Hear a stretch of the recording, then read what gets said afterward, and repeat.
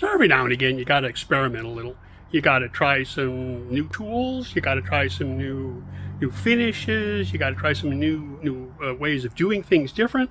And that's what I'm doing here. Been playing automotive paint. Before we look at that. Oh yeah, there it is.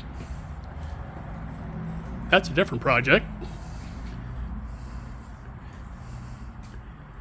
But just playing with some of these airbrush paints.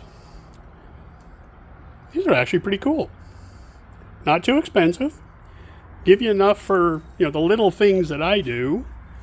Now here's wash thinner to clean the gun out with, and here's reducer to reduce the paint with. And of course this is some clear that I'll put on later. Scroungy old detail gun. But this is what I've been working on. So this actually started out purple filament, and it had a little stripe in it that wasn't supposed to be there. So just do all the body work, sand it down, hit it with some filler. Let me get around the workbench here.